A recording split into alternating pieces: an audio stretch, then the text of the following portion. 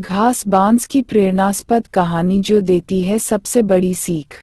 यह कहानी एक ऐसे व्यक्ति की है जो एक बिजनेसमैन था, लेकिन उसका बिजनेस डूब गया और वो पूरी तरह हताश हो गया। वह अपने जीवन से बुरी तरह थक चुका था।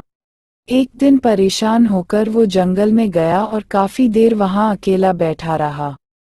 कुछ सोचकर भगवान से बोला, मैं हार चुका हूँ, मुझे कोई एक वजह बताइए कि मैं क्यों ना हताश होऊं, मेरा सब कुछ खत्म हो चुका है। भगवान ने जवाब दिया, तुम जंगल में इस घास और बांस के पेड़ को देखो। जब मैंने घास और इस बांस के बीज को लगाया, मैंने दोनों की देखभाल की, बराबर पानी दिया, बराबर प्रकाश दिया। घास बहुत जल्दी बड़ी होने लगी और इसने धरती को हरा भरा कर दिया, लेकिन बांस का बीज बड़ा नहीं हुआ। लेकिन मैंने बांस के लिए अपनी हिम्मत नहीं हारी। भगवान ने बोलना जारी रखा, दूसरे साल घास और घनी हो गई। उस पर झाड़ियां आने लगी, लेकिन बांस के बीज में कोई ग्रोथ नहीं हुई। लेकिन मैंने फिर भी बांस के बीज के लिए हिम्मत नहीं हारी।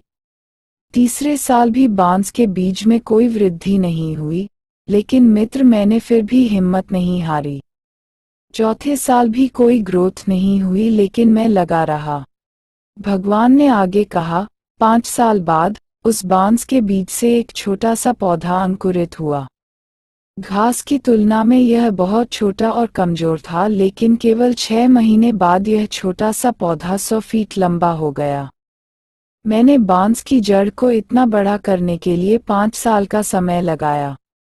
इन 5 सालों में इसकी जड़ इतनी मजबूत हो गई कि 100 फीट से ऊंचे बांस को संभाल सके। सबक: जब भी तुम्हें जीवन में संघर्ष करना पड़े तो समझिए कि आपकी जड़ मजबूत हो रही है। संघर्ष आपको मजबूत बना रहा है, जिससे कि आप आने वाले कल को सबसे बेहतरीन बना सको। किसी दूसरे से अपनी तुलना मत करो।